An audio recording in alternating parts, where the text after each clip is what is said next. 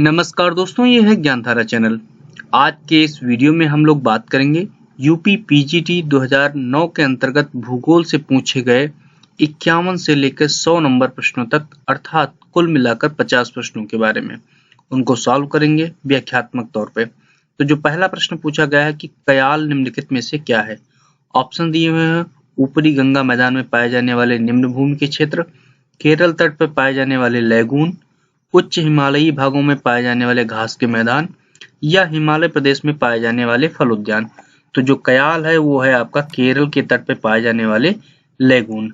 अब आप मुझे बताइएगा कि करेवा किसे कहते हैं, वो मुझे कमेंट बॉक्स में पोस्ट करके बताइएगा, क्योंकि कयाल और करेवा में कई बार लोग कंफ्यूज हो जाते हैं और गलत उत्तर दे देते हैं, तो उसको आप स्पष्ट करके मुझे बताइएगा। अब अगला प्रश्न पूछा गया कि सूची 1 को सूची 2 से सम्मिलित कीजिए तथा दिए गए कूट का इस्तेमाल कर सही उत्तर का चयन कीजिए। सूची 1 में एक तरफ उद्योग दिए हुए हैं, दूसरी तरफ जो है उनके उत्पादन केंद्र दिए हुए हैं। अब जैसे सीमेंट दिया हुआ है, एल्युमिनियम दिया है, लौह इस्पात उद्योग और वस्त्र। तो आपको मालूम है कि जो आपका सीमेंट है, तो सीमेंट आपका हो गया कहाँ से, आपका होगा द्वारका। ठीक है। इसी तरह से आपका जो लौह इस्पात उद्योग है वो हो गया भद्रावती, और उसके बाद आपका जो वस्त्र है वो हो गया फगवाड़ा, और उसके बाद आपका बचा एल्युमिनियम, एल्युमिनियम आपका कोरबा हो गया। तो आप इसको जो है मिला देंगे। ए का जो है आपका 3, बी का आप लगा देंगे 4, सी का आप लगाएंगे 2 और वस्त्र का 1। ठीक है। तो 3 4, हाँ 3 4 2 1, 3 4 2 1, मतलब पहला नंबर ऑप्शन आपका सही हो गया। अब आप मुझे कमेंट बॉक्स में पोस्ट करके बताइएगा कि भद्रावती और फगवाड़ा किस राज्य में स्थित है। अगला प्रश्न है कि पारिस्थितिकी विकास की प्रमुख अवधारणा है। ऑप्शन दिए हैं: संतुलित पारिस्थितिकी विकास, समन्वित पारिस्थितिकी विकास, सतत पारिस्थितिकी विकास। इनमें से सभी, तो इनमें से सभी जो है पारिस्थितिकी विकास की प्रमुख अवधारणाएं हैं। अगला प्रश्न दिया हुआ कि सूची को मिलाना है। एक तरफ मानव पर्यावरण संबंधों के जो कॉन्सेप्ट है वो दिए हुए हैं, दूसरी तरफ जो है भूगोलविद दिए हुए हैं। इस तरह से जो प्रश्न है बहुत बार पूछे जाते हैं, इनको तो आपको रट ही लेना है।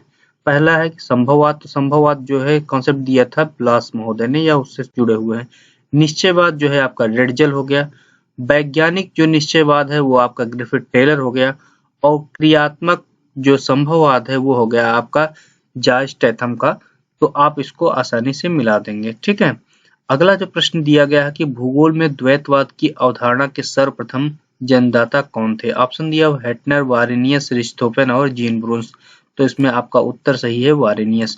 वारेनियस ने 1650 में ज्योग्राफिया जनरलिस नामक एक किताब लिखी, और उसमें भूगोल को 2 भागों में, सामान्य भूगोल और विशेष भूगोल में उन्होंने विभक्त किया, मतलब कि सिस्टमेटिक ज्योग्राफी और जो है रीजनल ज्योग्राफी में डिवाइड किया था उन्होंने। अब जो है अगला जो प्रश्न पूछा गया उसको हम लोग देख लेते हैं कि भाषाई दृष्टि से आंग्ल अमेरिका के अंतर्गत कौन कौन से देश सम्मिलित हैं। ऑप्शन दिया हुआ कनाडा, ग्रीनलैंड, संयुक्त राज्य अमेरिका और मैक्सिको। कनाडा और संयुक्त राज्य अमेरिका। संयुक्त राज्य अमेरिका में पश्चिमी द्वीप समूह। तो भाषाई आधार पे जो है आपका कनाडा और संयुक्त राज्य अमेरिका आंग्ल अमेरिका के अंतर्गत आते हैं।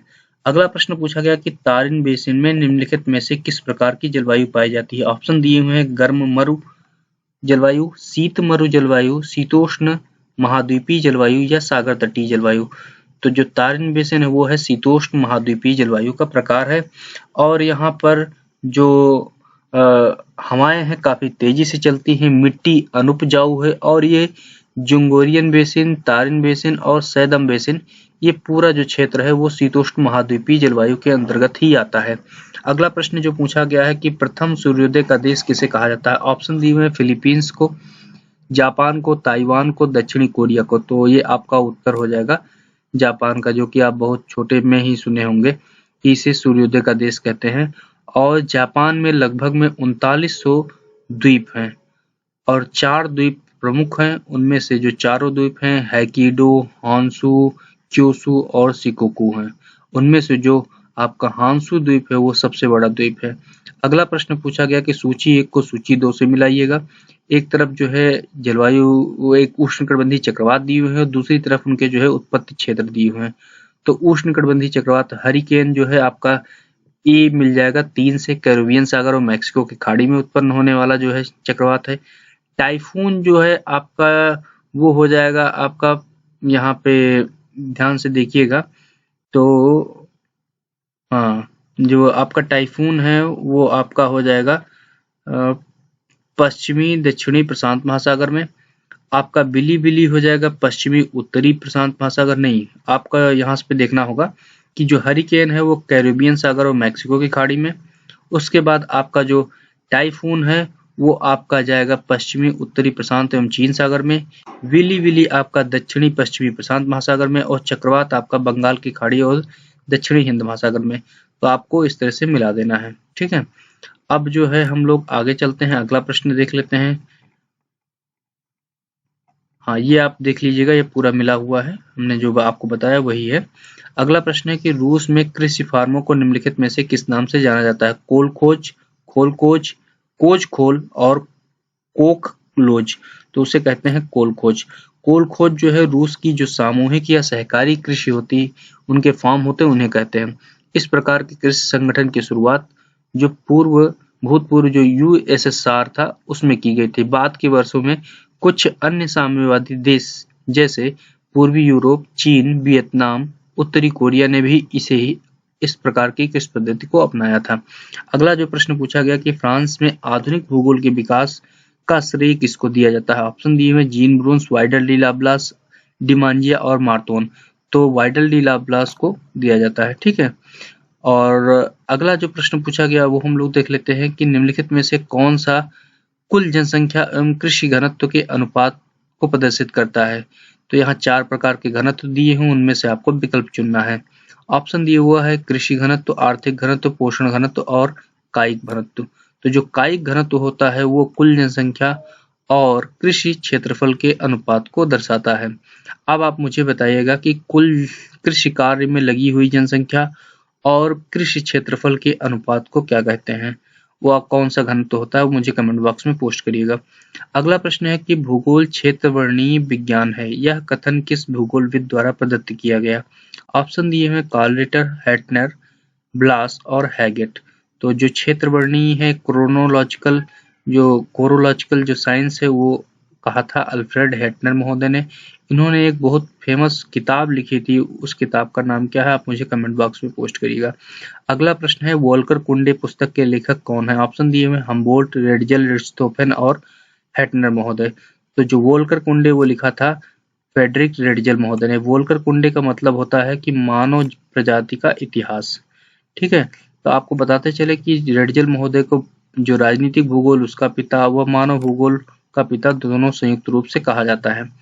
अगला प्रश्न जो है वो है कि निश्चयवाद की अवधारणा का श्रेय किसको दिया जाता है? ऑप्शन दिए हुए हैं हिप्पोक्रेटस को, स्ट्रेबो को, जॉर्ज दी बफन को या हम्बोल्ट को। तो निश्चयवाद की अवधारणा जो दिए गए विकल्प उनमें हिप्पोक्रेटस को कहा जाता है। अब जो है हिप्पोक्रेटस ने वायु, जल और थल की विवेचना करते हुए बताया कि स्थान और जलवायु के प्रभावों के कारण एशिया के लोग आराम पसंद थे, जबकि यूरोप के लोग कठिन परिश्रमी थे। और यहीं से जो है निश्चयवाद की अवधारणा की शुरुआत मानी जाती है। अब अगला प्रश्न मैं आपसे पूछ लेता हूं कि आप मुझे बताइए कि स्ट्रैबो महोदय ने कौन सी प्रमुख किताब लिखी थी? अगला प्रश्न जो है कि पहला कौन सा ऐसा भूगोलवेत्ता है जो कि पर्यावरणीय नियतिवादी कहा जाता है? वो 2 प्रश्न के जवाब आप मुझे कमेंट बॉक्स में पोस्ट करिएगा। अगला प्रश्न है कि सागरीय लहरों के कटाव को प्रभावित नहीं करता है। ऑप्शन दिए हैं सागरीय लहरों का स्वभाव, चट्टानों की संरचना, तापमान की अधिकता और पुलिन। तो आपका जो है तापमान की अधिकता सागरीय लहरों के कटाव को प्रभावित नहीं करता है। अगला प्रश्न है एंथ्रोपोजोग्राफी की रचना किस विद्वान ने की थी? ऑप्शन दिए हुए रेडजल महोदय, रिटर महोदय, हाउसहोफर महोदय और जेफरसन महोदय। तो एंथ्रोपोजोग्राफी की जो रचना की थी वो की थी रेडजल महोदय ने। और रेडजल महोदय ने इसके 2 भाग थे, एक 1882 में प्रकाशित हुआ था और एक दूसरा जो था 1891 में प्रकाशित हुआ था। अगला प्रश्न है कि मानव भूगोल शाखा है प्रादेशिक भूगोल की, विश्व भूगोल की, क्रमबद्ध भूगोल की और आर्थिक भूगोल की। तो मानव भूगोल प्रादेशिक भूगोल की एक शाखा है। अगला प्रश्न जो पूछा गया है कि किस विचारधारा के अंतर्गत सामान्यतः जो मानव को एक निष्क्रिय कारक समझा गया और पर्यावरणीय कारकों से प्रभावित होता है, यह बताया गया।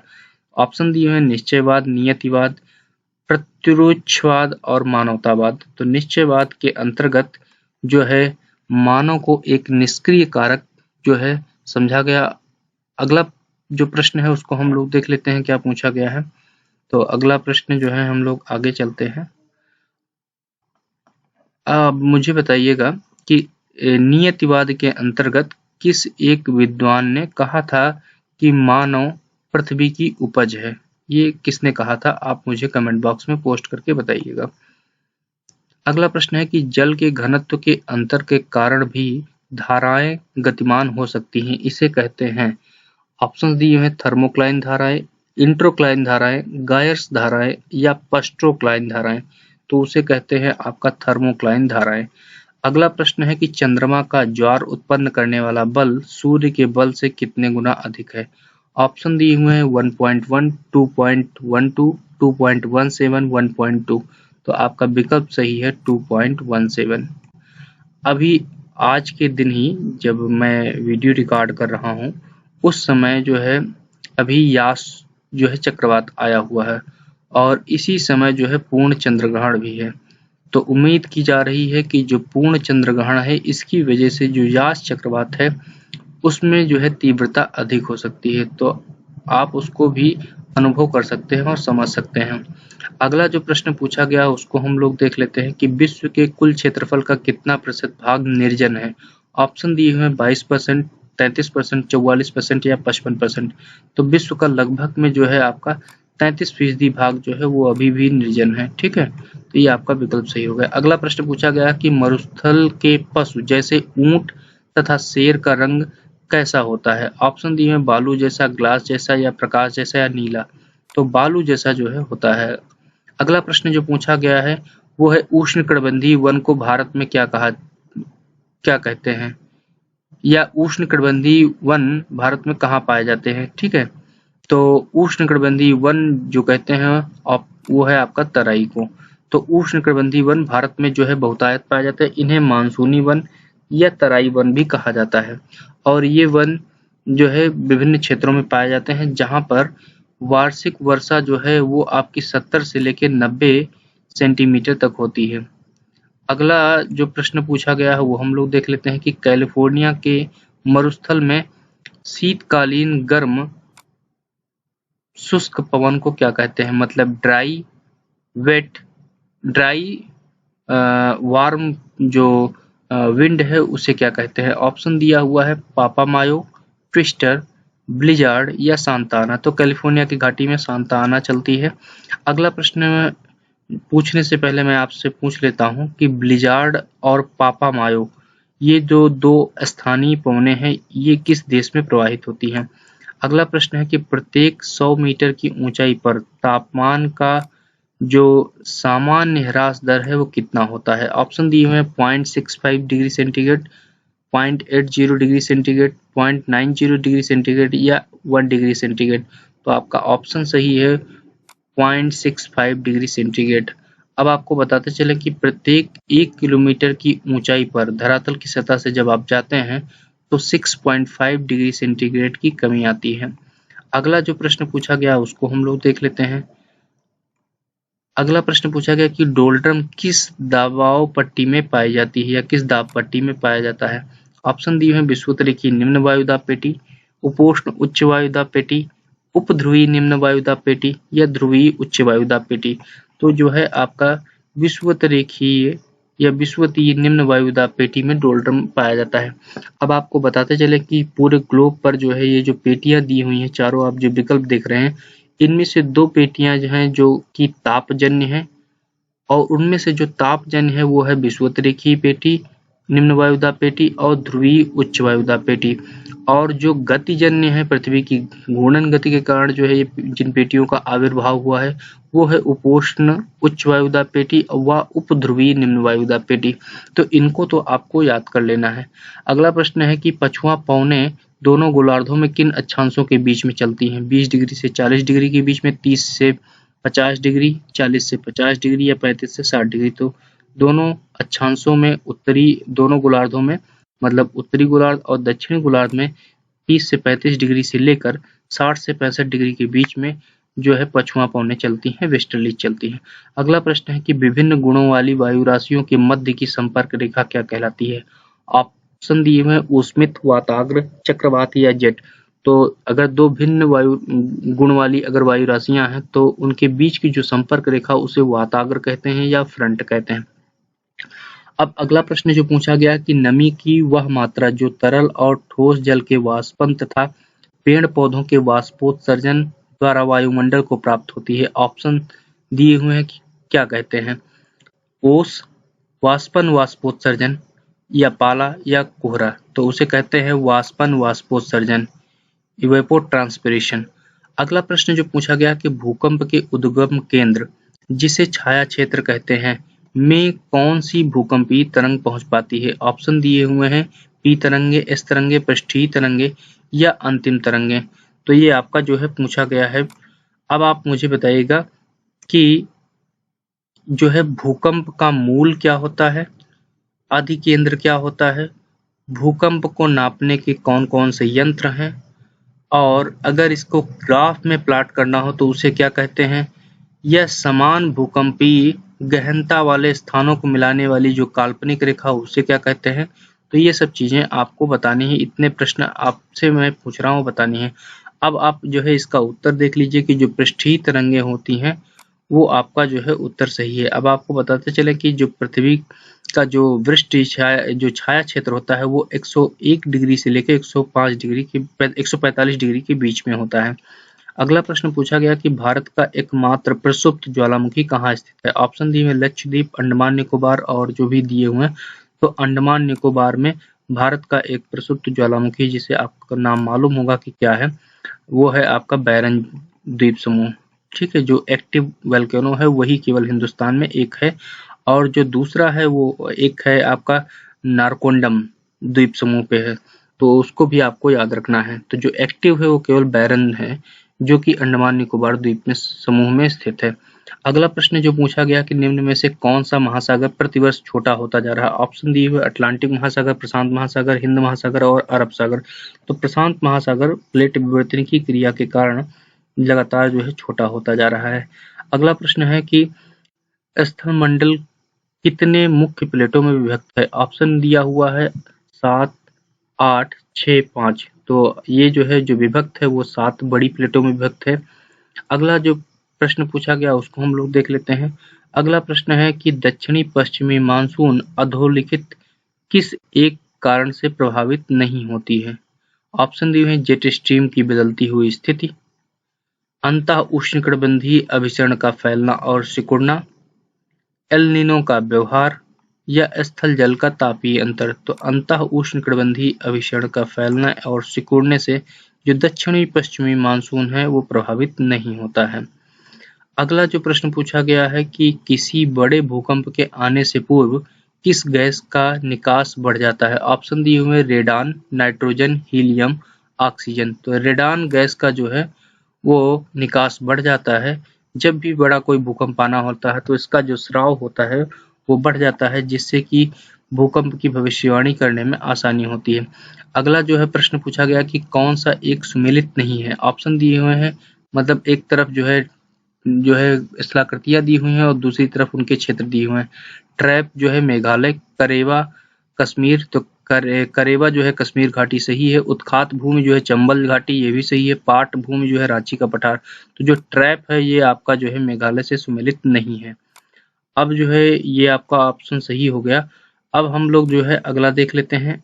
अगला जो प्रश्न पूछा गया कि बंगाल की खाड़ी में उष्णकटिबंधीय चक्रवातों की बारंबारता किस ऋतु में सबसे अधिक होती है? आपके विकल्प दिए हुए दक्षिणी पश्चिमी मानसून में, लौटती हुई मानसून में, या शीत ऋतु में या ग्रीष्म ऋतु में। तो ये आपका जो उत्तर सही है वो है लौटते हुए मानसून ऋतु में। ठीक है। अगला जो प्रश्न पूछा गया कि गंगा की घाटी में चावल की गहन कृषि हेतु कौन सा एक कारक उत्तरदायी नहीं है? ऑप्शन दिया हुआ निरंतर वर्षा, निम्न समतल भूमि, पर्याप्त श्रम उपलब्धि, नवीन जलोढ़ मृदा। तो ये है आपका निरंतर वर्षा। ठीक है। अगला जो प्रश्न पूछा गया है वो हम लोग देख लेते हैं कि कौन सा एक सुमेलित नहीं, एक तरफ खनन क्षेत्र दिए हुए हैं, दूसरी तरफ जो है खनिज दिए हुए हैं, उन खनिजों का खनन क्षेत्र और खनिज दिए हुए हैं। तो बाबा बूदन जो है, जो बाबा बूदन की पहाड़ियां हैं वो किस लिए फेमस है, वो आपको याद रखना है कि ये आपका लौह अयस्क निर्यात के लिए फेमस है, जो कि कर्नाटक में स्थित है। अगला है सिंगरैनी, सिंगरैनी जो है आपका कोयला से प्रसिद्ध है, ये आपका जो है आंध्र प्रदेश में है। जावर की जो खाने हैं वो आपकी मैग्नीज के लिए नहीं प्रसिद्ध हैं, यही आपका जो है सुमेलित नहीं है, ठीक है। खेतड़ी तांबा के लिए प्रसिद्ध है, तो जावर जो है सीसा और जस्ता उसके लिए फेमस है, जो कि राजस्थान में है। अगला प्रश्न जो पूछा गया कि पोल्टर मैदान पाए जाते हैं नीदरलैंड में, गंगा के मैदानी भाग में, श्रीलंका में, अंटार्कटिका में। तो जो पोल्टर होते हैं वो नीदरलैंड में पाए जाते हैं। अब आपको बताते चले कि जो नीदरलैंड, जिसे कि पहले हॉलैंड भी कहते थे, कि मैदानी भाग जो है का कुछ भाग समुद्र तल से नीचे है, ठीक है, और यहाँ पर सागर को पीछे ढकेल कर भूमि को निवास योग्य और कृषि योग्य बनाया जाता है, जिसे ही फोल्डर मैदान कहते हैं, ठीक है। अगला जो प्रश्न पूछा गया कि पारिस्थितिकी संसाधनों के संरक्षण हेतु मनुष्य एवं जैव मंडल कार्यक्रम को किस संस्था ने आरंभ किया। ऑप्शन दिए हैं यूनेस्को, यूएनईपी, IUCNR, ठीक है। तो यूनेस्को ने कहा था, यूनेस्को ने किया था, तो ये आपका विकल्प सही हो गया ए। अब हम लोग जो है 93 नंबर प्रश्न देख लेते हैं कि किस प्रकार से प्रश्न पूछा गया है। प्रश्न है कि क्रमबद्ध रूप से विश्व को कृषि प्रदेशों में विभक्त करने वाला सर्वप्रथम प्रयास किसने किया। स्टैम्प महोदय ने, विटलेसी ने, जॉनसन ने या बेकर ने। तो ये प्रश्न कई बार पूछा जा चुका है, इसको आप रट डालिए कि विटलेसी महोदय ने 1936 में 13 कृषि प्रदेशों में पूरे विश्व को विभाजित किया था, और उन्होंने 5 आधार लिए थे। वो कौन से आधार हैं उसके पहले की वीडियो में हम आपको बता चुके हैं, उसको आप याद कर लीजिएगा। अगला प्रश्न है कि अवस्थापना त्रिकोण मॉडल विकसित करने का श्रेय किसे प्राप्त है। ऑप्शन दिए हैं क्रिस्टॉलर को, वेबर को, लॉस को या हुअर को। तो अवस्थापना त्रिकोण जो है ये आपका जो है वेबर महोदय ने किया था। अगला प्रश्न पूछा गया कि निम्नलिखित में से मृदा संरक्षण हेतु तो हमें क्या करना चाहिए। ऑप्शन दिए हुए उर्वरता बढ़ाना चाहिए, मृदा अपरदन रोकना चाहिए, फसलों में हेरफेर करना चाहिए, या इनमें से सभी। तो सभी करना चाहिए। अगला प्रश्न है कि उष्णकटिबंधीय चक्रवात के समुद्र तट की ओर अग्रसर होने पर निम्न वायु दशाएं घटित होती हैं, वायुमंडलीय दशाएं घटित होती हैं। तो हाल ही में अभी ताउते तूफान आया भारत में, फिर उसके बाद आपका जो है बंगाल की खाड़ी में अभी यास आया है आज ही के दिन, जो टकराया है बालासोर के पास। तो आपने टीवी चैनल्स पे देखा होगा, समझा होगा, और उस हिसाब से आप इसका उत्तर दीजिए। तो पहला दिया हुआ कि तेज हवाओं के साथ मूसलाधार बारिश होती है, तो ये बात सही है। काले बादलों के साथ वायुदाब का गिरता है, ये भी सही है। खुला और शांत आकाश रहता है। इन दशाओं को जो है घटने का सही अवरोही क्रम लगाना है। तो सबसे पहले क्या होता है, सबसे पहले क्या होता है कि आपका जो है काले बादल के साथ वायुदाब का गिरना होता है, ठीक है। तो ये आपका गिरना हो जाएगा। फिर उसके बाद क्या होता है, आपका तेज हवाओं के साथ मूसलाधार बारिश होती है, और उसके बाद आपका जो है शांत खुला आकाश होता है। तो आपका जो विकल्प नंबर ये है आपका ये सही हो जाएगा, ठीक है। तो अगला जो प्रश्न पूछा गया वो हम लोग देख लेते हैं कि निम्नलिखित में से कौन सा युग्म सही नहीं है। ऑप्शन दिए हुए हैं जीजी कोरियालिस विक्षेप बल, सही बात है। क्रो ने शांत पेटी का वर्गीकरण किया, ये भी सही है। अगला जो है वो देख लेते हैं कि क्या दिया हुआ है। टी बर्जेन महोदय ने मेघ अस्थिरता सिद्धांत दिया, ये भी आपका सही है, सुमेलित है। अब वी वर्कनीज महोदय ने उष्णकटिबंधीय चक्रवात की उत्पत्ति संबंधी सिद्धांत दिया। तो अब देखिए यहाँ पे छोटा सा गलती है, क्या है कि उष्णकटिबंधीय दिया हुआ, अगर यहाँ शीतोष्णकटिबंधीय दिया होता तो ये सुमेलित होता, लेकिन उष्णकटिबंधीय दिया है, इसलिए ये आपका 4 नंबर जो विकल्प है वो आपका जो है क्या है, सही सुमेलित नहीं है। जो वी वर्कनीज महोदय उन्होंने शीतोष्णकटिबंधीय चक्रवातों की उत्पत्ति संबंधी जो है सिद्धांत दिया था। अब आपको बताते चले कि वी वर्कनीज महोदय ने 1914 में व 1918 में अपने ध्रुवीय वाताग्र सिद्धांत के द्वारा शीतोष्णकटिबंधीय चक्रवातों की उत्पत्ति को समझाया था, और इस सिद्धांत के अनुसार गर्त चक्रों की उत्पत्ति ध्रुवीय वाताग्रों पर उत्पन्न अस्थिर तरंगों से होती है, और यह सिद्धांत शीतोष्णकटिबंधीय चक्रवातों की उत्पत्ति से संबंधित था। अगला प्रश्न पूछा गया कि निम्न में से ऊर्जा का अक्षय संसाधन कौन सा है। ऑप्शन दिए हैं वन्यजीव, जीवाश्म ईंधन, खनिज या वायु ऊर्जा। तो वायु ऊर्जा जो है ऊर्जा का अक्षय संसाधन है। अगला प्रश्न है कि महासागरीय जल की लवणता अधिक होगी जहां पर वर्षा वाष्पीकरण से अधिक होगी। तो आपका ये जो है गलत है, वाष्पीकरण वर्षा से अधिक होगा, तो ये आपका विकल्प सही है। वर्षा वाष्पीकरण के बराबर है, समुद्र में सतही प्रवाह अधिक होता है। तो अगला प्रश्न हम लोग देख लेते हैं कि निम्नलिखित में से कौन सा सुमेलित है। तो ये आपका इस वीडियो का अंतिम प्रश्न है। ई सैंपल जो है ब्रिटेन की, ये आपका गलत है। ई सैंपल है संयुक्त राज्य अमेरिका के। कार्ल सावा संयुक्त राज्य अमेरिका तो ये यही आपका जो है विकल्प सही है। ठीक है। WM डेविस जर्मनी का ना होकर के कहाँ के हैं? संयुक्त राज्य अमेरिका के। पीटर हैगेट यूके के हैं, जबकि ये वहाँ फ्रांस दिया हुआ है। तो आपको जो है ये पूरा देख लेना है। ठीक है।